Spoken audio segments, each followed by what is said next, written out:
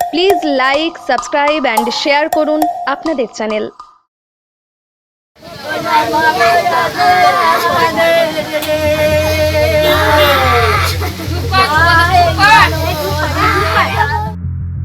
পূর্ব বর্ধমানের মঙ্গলকোটের মাঝি গ্রাম পঞ্চায়েতের জয়কৃষ্ণপুর গ্রামে সরকারি পাম্প থেকে পানীয় জল ব্যবহার করতে গিয়ে বিদ্যুৎস্পৃষ্ট হয়ে মৃত্যু হলো মৃত্যুঞ্জয় মাঝি নামে এক ব্যক্তির। অবৈধভাবে বিদ্যুৎ নিয়ে এই পাম্প মেশিনে জল উঠছিল বলে দাবি রাখেন বিজেপি নেতা সৌমেন মুখোপাধ্যায়।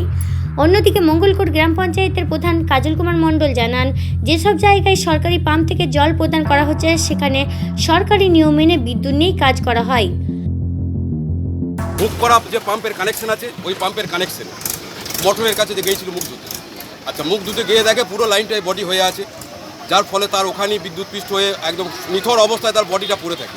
সাবমার্সেল সব জায়গায় বসানো আছে, সেগুলো সবই সার্ভিস লাইন টানা আছে। কি আমাদের পঞ্চায়েতের যে সাবমার্সেল বসানো আছে সমস্ত জায়গাতেই সার্ভিস লাইনই টানা আছে। দুর্ঘটনায় মৃত ব্যক্তির স্ত্রী দাবি রাখেন, সাত সকালে মোটরটি বন্ধ করতে গিয়ে এই দুর্ঘটনা ঘটেছে। সরাসরি বিদ্যুৎ সংযোগে মোটরটি চলছিল, যখন বন্ধ করতে যাই তখনই এই ঘটনা ঘটে। কি হয়েছিল, কিভাবে মৃত্যু হলো? বন্ধ করতে গিয়েছিল, কিভাবে কারেন্ট হলো? কারেন্টটা হুক্কে চলছে, মোটরটা খারাপ হয়ে গেছে, মোটরটা কারেন্ট হয়ে গেছে। কি হুকি চলছিল? এই হুক্কে মোটরটা চলছে, হ্যাঁ, এখনো চলছে।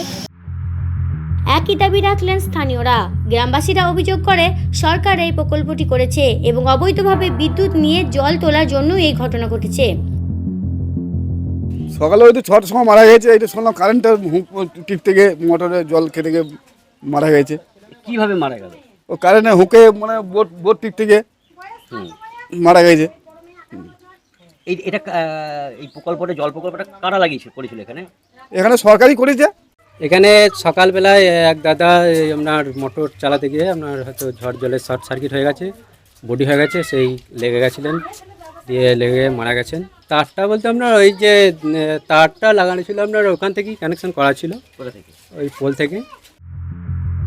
ঘটনাস্থলে হাজির হয় মঙ্গলকোটের বিজেপি নেতা সৌমেন মুখোপাধ্যায়।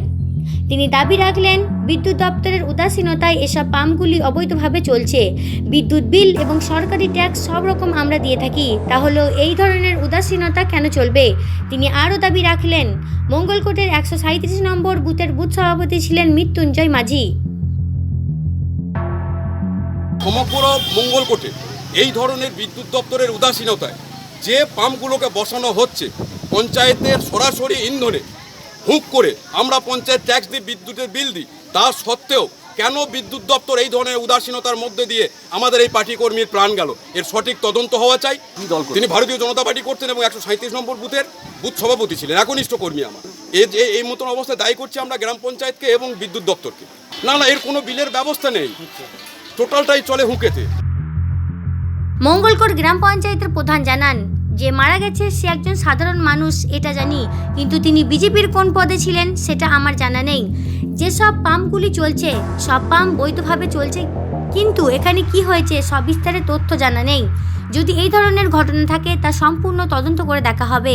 যদি কোথাও অবৈধভাবে বিদ্যুৎ নিয়ে কাজ করা হয় তা অতি সত্বর বন্ধ করে সরকারি নিয়ম অনুসারে কাজ করা হবে।